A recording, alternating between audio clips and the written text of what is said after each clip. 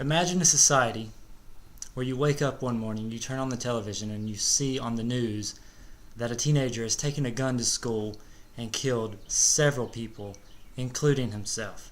Now imagine you see that and it does not surprise you or it does not shock you.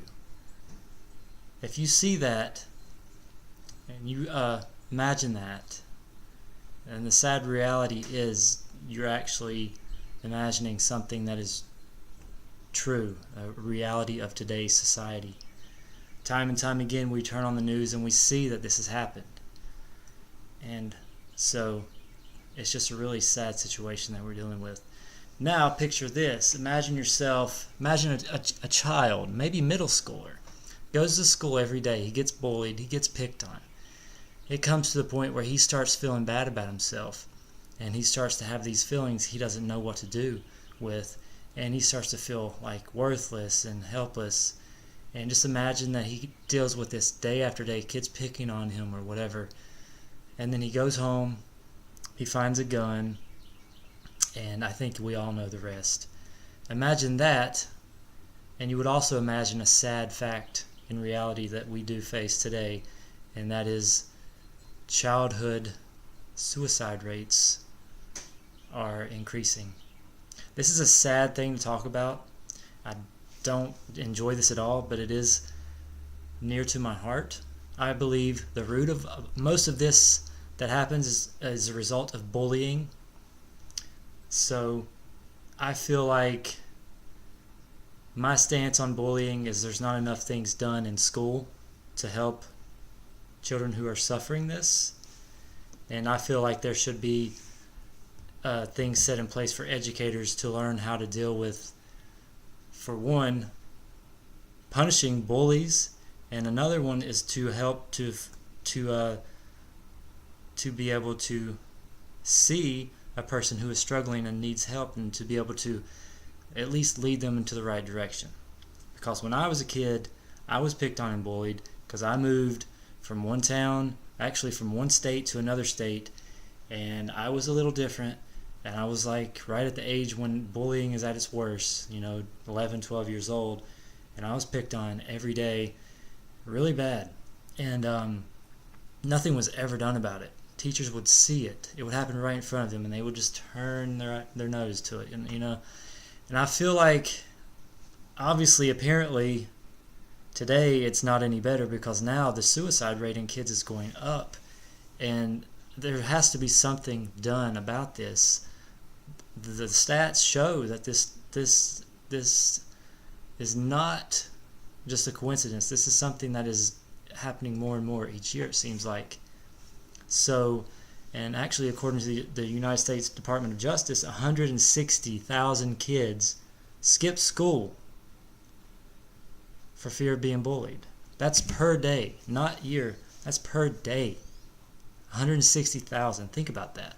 That's a lot of kids that feel like they need to not go to school to avoid a situation when they should be getting proper treatment and help from one at home. Maybe sometimes the parents don't know how to help, so they would have to find somebody else, maybe like a psychiatrist or something. But there has to be something set in place, I feel like, to help people not target, but actually identify someone who's having an issue. And so there's several different types of bullying. The first one is verbal bullying. That's name calling, teasing, taunting, threatening to cause harm. So that's one type of bullying. Another one is physical bullying. That's actually, obviously, physical harm to someone. And another style of bullying, now that we deal with a lot more than we did 10, 15, 20 years ago when I was younger, cyberbullying. With the rise of social media and all the social media apps, kids can get on there and say some really bad things to other kids. And we see this a lot. Usually it's with young preteen and teenage girls, a lot of times committing suicide because someone has told them to do that on Facebook or whatever social media app they're using. So there has to be some type of system to block this, for people to be able to see this and take care of it right away, for the person doing the bullying and the person who is being bullied. I feel like there should be a lot more punishment, because this affects kids not just at this present time, while it's happening, but it affects them throughout their whole life mentally.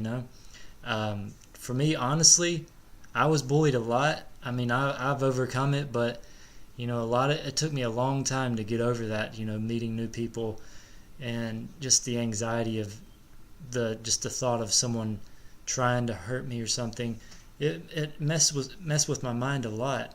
So I feel like teachers, educators should go through courses and get a certificate in, I don't know what you would call it, but some type of anti-bullying program to help teachers and educators identify threats to their students and protect them in that way, because this is the most harm that our children face in schools today, I believe, and that is bullying. Whether it's at school or it's online, something should be done about it, and we need to act now, because these are our children we're talking about. This is the future of